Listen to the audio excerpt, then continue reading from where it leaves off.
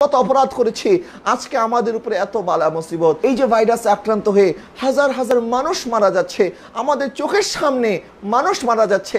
প্রতিদিন আমরা আমাদের চারপাশে মানুষকে ইন্তেকাল করতে দেখছি। আমাদের হাতে আর কয়টা সময় বাকি আছে, আমাদের হাতে আর কতটুকু মুহূর্ত বাকি আছে, এটা কিন্তু আমরা কেউ জানি না। আমাদেরকে অবশ্যই একদিন না একদিন যেতে হবে। 2 দিন আগে যাই অথবা পরে যাই, আমাদের যাওয়ার জন্য প্রস্তুতি নিতে হবে।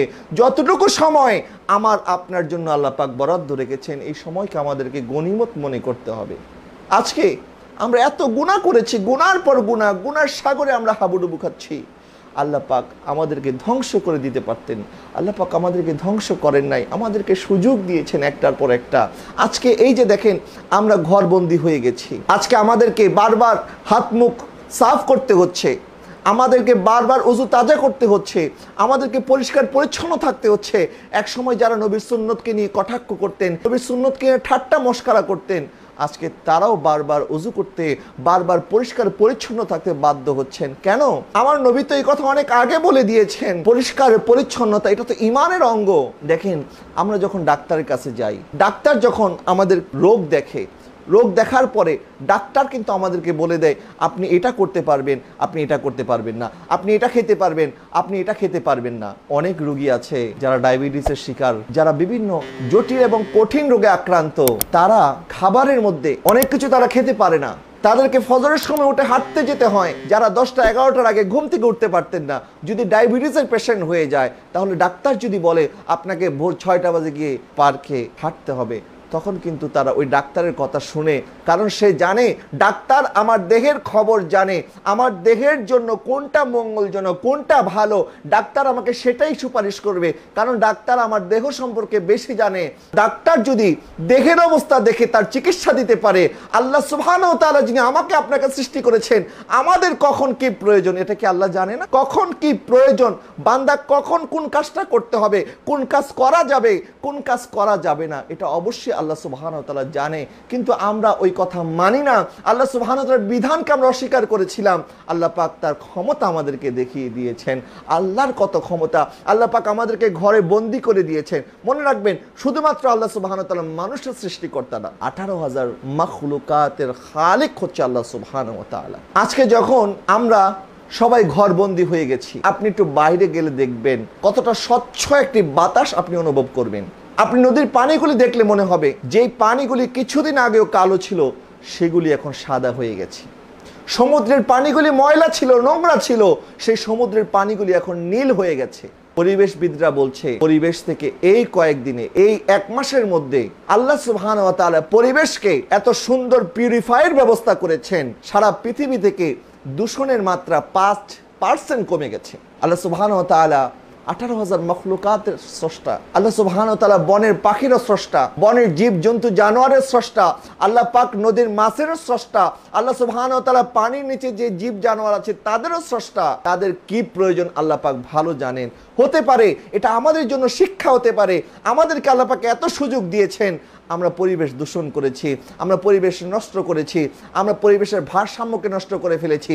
আজকে ইউনেস্কো বলেন, জাতিসংঘ বলেন, সার্ক বলেন, বড় বড় দেশ কোটি কোটি টাকা তারা ব্যয় করেছে, মিলিয়ন মিলিয়ন ডলার ব্যয় করেছে পরিবেশকে কিভাবে নিয়ন্ত্রণে আনা যায়, পরিবেশকে কিভাবে দূষণমুক্ত করা যায়। তাদের কোটি কোটি টাকার মিটিং, তাদের এত বড় বড় মিটিং, এত ডেলিগেশন, এক দেশ থেকে আরেক দেশ তারা গিয়েছে, কোনো কাজে আসে নাই। আমার আল্লাহ সুবহানাহু ওয়া তাআলা 1 মাসে সমস্ত কিছু নিয়ন্ত্রণ করে ফেলেছেন। এটা হচ্ছে আল্লাহর ক্ষমতা। আমার আল্লাহ সুবহানাহু ওয়া তাআলা বলছেন, ইয়া আইয়ুহাল ইনসানু মা গাররাকা বিরাব্বিকাল কারীম, বান্দা তোমাদের কি হয়েছে, কিসে তোমাদেরকে আমি আল্লাহর দয়া থেকে বঞ্চিত করে রেখেছে, আমি আল্লাহর দয়া থেকে বিমুখ করে রেখেছে। দেখেন আমার আল্লাহ কি সুন্দর করে আমাদেরকে ডাকছেন, ইয়া আইয়ুহাল ইনসান, হে ইনসান, হে মানুষ, তোমাদের কি হয়েছে, তোমরা কিসের কারণে আমি আল্লাহকে ভুলে গেছো, আমি আল্লাহর দয়াকে কেন তোমরা অস্বীকার করছো? আমি তো তোমাদেরকে ডাকছি, আসো আমার কাছে, আমার দরজা তোমার জন্য খোলা আছে, তারপরেও আমরা আল্লাহর দয়া থেকে বিমুখ হয়ে আছি। কেন আমরা বিমুখ হয়ে আছি? আমার আল্লাহ বলছেন কিসে তোমাদেরকে বিমুখ করে রেখেছে? তোমাদের টাকা পয়সা। আজকে তো আল্লাহ দেখিয়ে দিয়েছেন, দেখো যার টাকা আছে, তার টাকা কোটি কোটি টাকা ব্যাংকে পড়ে আছে, কিন্তু তার জন্য চিকিৎসা নাই, তার জন্য ওষুধের ব্যবস্থা নাই, তার জন্য হসপিটাল নাই, সমস্ত কিছুর দরজা বন্ধ। যেই টাকা টাকার জায়গায় আছে তার চিকিৎসা হচ্ছে না, জীবন বাঁচানো যাচ্ছে না, এই টাকা তার কোনো কাজে আসছে না। আমার আল্লাহ বলছেন কিসে তোমাদেরকে বিমুখ করে রেখেছে? তোমাদের পরিবার। আজকে যারা করোনায় আক্রান্ত হয়ে মারা যাচ্ছে, তাদের লাশগুলি রাস্তার মধ্যে পড়ে থাকতে দেখা যাচ্ছে, আত্মীয় স্বজন দূরে বসে আছে, লাশের কাছে যাওয়ার সাহস পাচ্ছে না। টাকা পয়সা আজকে আছে কালকে নাই, সম্মান আজকে আছে কালকে নাই। আমার আল্লাহ বলছেন কেন তোমরা দূরে? অনেক সময় অনেকের সন্তান যখন হারিয়ে যায় অথবা নিজে ইচ্ছায় গুম হয়ে যায়, পরিবারের যন্ত্রণায় বা অন্য কোনো কারণে সন্তান যখন নিজে নিজে গুম হয়ে যায়, তখন আমরা বিভিন্ন পত্রিকার মধ্যে বিজ্ঞপ্তি দিতে দেখি যে সন্তান তুমি কোথায় আছো, চলে আসো, ফিরে আসো, তোমার উপরে আমাদের কোনো রাগ থাকবে না, কোনো গোষ্ঠা থাকবে না, তুমি ফিরে আসো। ওই সন্তান যত অবাধ্য সন্তান হোক না কেন, সন্তান যদি মার কোলে ফিরে আসে, মা কিন্তু সন্তানকে ক্ষমা না করে পারে না। একটা মা সন্তানকে কত মহাব্বত করে। এক বোনের ফেসবুকে স্ট্যাটাস সেদিন আমার চোখে পড়ে গেল। তিনি লিখছেন, মারা মৃত্যুকে ভয় করে না, মারা ভয় করে আমি যদি মারা যাই আমার সন্তানের কি হবে, আমার সন্তানকে কে দেখবে। এই করোনার মধ্যে সেদিন এক রিপোর্টার রিপোর্ট করছে, কাটা বনে যেখানে পশু পাখি বিক্রি হয় সেখানে তারা খাবার পাচ্ছে না, সেই দোকানগুলি থেকে ক্ষুধার যন্ত্রণায় সেই অবলা পশু পাখিরা চিৎকার চেঁচামেচি করছে। এক সাংবাদিক রিপোর্ট করতে গিয়েছে, শাটারটা উঠিয়ে দেখে একটা খাঁচার মধ্যে একটা বিড়াল, তার দুইটা সন্তান। ওই বিড়াল ছানাগুলি তার মার দুধ তো পান করছে, কিন্তু ওই মা বিড়ালটা মুখ মলিন করে বসে আছে যে আমার স্তনের দুধ যদি শুকিয়ে যায় আমার সন্তানরা কি খেয়ে বেঁচে থাকবে। একটা মুরগি দেখবেন তার দুই হাতের ডানাগুলি মেলে দিয়ে তার সন্তানগুলিকে আগলে রাখে। একটা পাখিও তার সন্তানদের মুখে খাবার দেওয়ার জন্য সে সারাদিন ঘুরে, সে না খেয়েও হলেও সন্তানের জন্য খাবার ঠিকই নিয়ে আসে। আমরা ছোটবেলা থেকে দেখেছি আমাদের মারা কোনোদিন ভালো জিনিস তারা খেতেন না, আমাদের জন্য রেখে দিতেন। মুরগির রানটা আমাদের জন্য রেখে দিতেন, মাছের মাথাটা আমাদের জন্য রেখে দিতেন। সবাই ভালো ভালো জিনিস খাবার শেষ হয়ে গেলে যেটা থেকে যেত, যেটা ঝুটা হয়ে থাকতো, সেটা আমার মারা খেতেন। তাহলে একজন মার অন্তরে যদি এত মায়া আল্লাহ পাক দিয়ে থাকেন, মা তিনি কে? মা তো সন্তানকে জন্ম দিয়েছেন। আর আমার আল্লাহ বলছেন, আল্লাযী খালাকাকা ফাসাওয়াকা ফাআদালাক। আমার রহমত থেকে কেন তোমরা দূরে আছো? কি তোমাদেরকে বিমুখ করে রেখেছে? আমি তো তোমাদেরকে সৃষ্টিকর্তা। মা যদি সন্তানকে জন্ম দেওয়ার কারণে মার অন্তরের মধ্যে এত মহাব্বত থাকতে পারে সন্তানের জন্য, যে আল্লাহ আমাকে সৃষ্টি করেছেন, যে আল্লাহ আমার রিজিকের ব্যবস্থা করেছেন, যে আল্লাহ আমাকে ইজ্জত সম্মান দিয়েছেন, আমার আল্লাহর কাছে যদি আমরা ফিরে আসি, আল্লাহর কাছে যদি ক্ষমা চাই, আমার আল্লাহ কি আমাদেরকে মাফ করবে না? নবী করিম রউফুর রহিম সাল্লাল্লাহু আলাইহি ওয়াসাল্লাম বলছেন, এক বান্দা সফরের মধ্যে যাচ্ছে, মরুভূমির মধ্যে, তার সাথে একটা উট ছিল। মরুভূমি দিয়ে সফর করছে, হঠাৎ তার ক্লান্তি লেগেছে। সেই ক্লান্ত পরিশ্রান্ত দেহ নিয়ে সে ঘুমিয়ে পড়লো। হঠাৎ যখন তার ঘুম ভাঙলো, দেখছে তার সাথে যে উট ছিল সেই উটটা হারিয়ে গেছে। সেই উটটা আর নাই। একদিক দিয়ে তপ্ত মরুভূমি, আরেক দিয়ে যতদূর চোখ যায় শুধু বালু আর বালু, মরুভূমি ছাড়া আর কিছু দেখা যায় না। সেই জায়গার মধ্যে উট হারিয়ে ফেলা মানে জীবন হারিয়ে ফেলা। সেই উটের পিঠের মধ্যে খাবার ছিল, উটের মধ্যে তার জন্য পানি ছিল, এখন তার জন্য কোনো খাবারও নাই, তার জন্য কোনো পানিও নাই। সে বেহুশ হয়ে গেছে, কারণ এখন তার মৃত্যু ছাড়া বাঁচার আর কোনো রাস্তা নাই।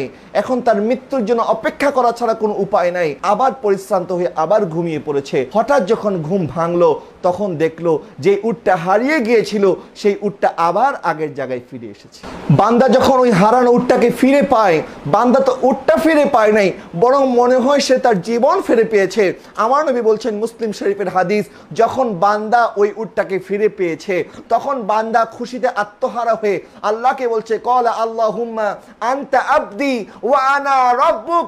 হে আল্লাহ, আপনি হচ্ছেন আমার বান্দা, এবং আমি হচ্ছি আপনার রব। যেখানে বলা দরকার ছিল আল্লাহুম্মা আনতা রব্বি ওয়া আনা আবদুক, হে আল্লাহ আপনি হচ্ছেন আমার রব, আমি হচ্ছি আপনার বান্দা, সেখানে বান্দা উল্টা বলছে, অর্থাৎ খুশিতে তার নিজের উপরে নিজের কন্ট্রোল নাই, সে খুশিতে আত্মহারা হয়ে গেছে।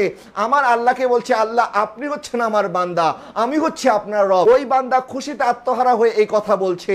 ওই বান্দা তার হারানো উটটাকে খুঁজে পাওয়ার কারণে যত খুশি হয়েছে, আমার আল্লাহ বান্দা যখন গুনায় নিমজ্জিত থাকে, গুনাহ থেকে যখন বান্দা তওবা করে, গুনাহ থেকে যখন বান্দা আল্লাহর দরবারে ফিরে আসে, আমার আল্লাহ তার চাইতে বেশি খুশি হয়ে যায়। আমার আল্লাহ তার চাইতে বেশি খুশি হয়ে যায়। আমার আল্লাহ আমাদেরকে ক্ষমা করতে চায়। আল্লাহ পাক আমাদেরকে আযাব দিতে চায় না। আল্লাহ পাকের গজব আমাদেরকে দিতে চায় না। যদি গজব দিতে চাইতো আল্লাহ পাক অনেক আগেই আমাদের উপরে গজব দিত, কিন্তু বারবার আল্লাহ আমাদেরকে সুযোগ দিচ্ছে, বারবার আল্লাহ আমাদেরকে সময় দিচ্ছে। তারপরেও কি আমাদের হুঁশ হবে না? তারপরেও কি আমাদের বোঝার সময় হবে না? আমার আল্লাহ সুবহানাহু ওয়া তাআলা বলছেন মা ইয়াফআলুল্লাহু বিআযাবিকুম, আল্লাহ তোমাদেরকে আযাব দিতে চায় না। আমার আল্লাহ আযাব দিয়ে আমাদেরকে কি করবেন? আমার আল্লাহ আমাদেরকে ক্ষমা করতে চায়। 70 মার চাইতে বেশি মহব্বত করে আল্লাহ তার বান্দাকে। তওবার দরজা খোলা রেখেছেন। বান্দা গুনাহ করতে করতে আসমান পর্যন্ত যদি গুনাহ হয়ে যায়, তোমার গুনাহ যদি আসমানে গিয়ে ঠেকে যায়, তারপরে তোমার জন্য আমার রহমতের দরজা বন্ধ হবে না। আমার নবী বলছেন আত্তাইবু মিনাজ যামবি কামা লা যামবা লাহু, যে খালেস ভাবে তওবা করে আমার আল্লাহ তাকে এমন ভাবে মাফ করে দেয় যে সে অতীতে কোনো গুনাহই করে নাই। যারা যুবক, যারা মনে করছেন আমার তো অনেক সময় বাকি আছে, অনেক দিন বাঁচবো, সামনে তওবা করার সময় অনেক আসবে, আরেকটু সময় যাক, আরেকটু সময় কাটাই, তারপরে তওবা করব। আল্লাহ পাক আমাদেরকে আযাব গজব দিয়ে দেখিয়ে দিয়েছেন আল্লাহর ক্ষমতা কত। আমার আল্লাহর ক্ষমতা বোঝার সময় কি এখনো হয়নি? তওবা করার সময় কি এখনো হয়নি? হতে পারে আমাদের জীবনের শেষ শবে বরাত। আজকে আসুন তওবা করি, আল্লাহর কাছে ক্ষমা প্রার্থনা করি, যেন এমন না হয়ে যায়। আমার আল্লাহ বলছেন কিয়ামতের ময়দানে যখন তারা উঠবে, কিছু বান্দা তারা বলতে থাকবে ইয়াকুলু ইয়া লাইতানি কদ্দামতু লিহায়াতি, আমাদের জীবন থেকে কিছু যদি আমরা অগ্রে পেশ করতাম, যদি কিছু সঞ্চয় করতাম আমরা আখিরাতের জন্য, কতই না উত্তম হতো। আখিরাতে যখন বান্দাদেরকে উঠানো হবে, তখন বান্দারা যারা গুনাহগার হবে তারা বলতে থাকবে ক্বালু ইয়া ওয়াইলানা মান বাসানা মিন মারকাদিনা, কে আমাদেরকে ঘুম থেকে জাগালো, কে আমাদেরকে এখানে নিয়ে আসলো? আমরা তো ঘুমিয়েছিলাম, আমরা তো অনেক আরামে ছিলাম, কেন আমাদেরকে এখানে হাজির করা হলো? আমাদেরকে একদিন আল্লাহর সামনে হাজির হতে হবে। কিয়ামতের কঠিন মুহূর্তের জন্য আমাদের প্রস্তুতি নিতে হবে। আমার আল্লাহ আরো বলছেন ওয়াকুলুল কাফিরু ইয়া লাইতানি কুনতু তুরাবা, আমরা যদি মাটি হয়ে যেতে পারতাম, আমরা যদি নিঃশেষ হয়ে যেতে পারতাম, কতই না উত্তম হতো। কিন্তু সেদিন নিঃশেষ হওয়া যাবে না। সেদিন জাহান্নামীদেরকে জাহান্নামে পাঠানো হবে, জান্নাতীদেরকে জান্নাতে পাঠানো হবে। জান্নাতীরা জান্নাতে যাওয়ার পরে, জাহান্নামীরা জাহান্নামে যাওয়ার পরে একটা চিন্তাই জান্নাতীরা করবে, যদি আমরা মরে যাই তাহলে কি হবে? আর জাহান্নামীরা বলতে থাকবে যদি মরে যেতে পারতাম কতই না ভালো হতো।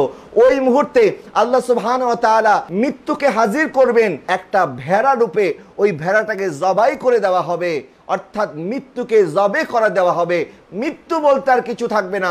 আমার নবী বলছেন এরপরে যদি মৃত্যু থাকতো তাহলে জান্নাতীরা আনন্দে আত্মহারা হয়ে মৃত্যুবরণ করত, আর জাহান্নামীরা কষ্টে পড়ে মৃত্যুবরণ করত। অর্থাৎ দুনিয়ার জীবনটা অত্যন্ত সামান্য। ওয়াল আখিরাতু খায়রুন ওয়া আবকা, আর আখিরাত হচ্ছে দুনিয়ার চাইতে উত্তম এবং চিরস্থায়ী। সুতরাং আমাদের চিরস্থায়ী জীবনের জন্য আমাদেরকে প্রস্তুতি নিতে হবে। আল্লাহ সুবহানাহু ওয়া তাআলার কাছে আমরা খালিসভাবে তওবা করব।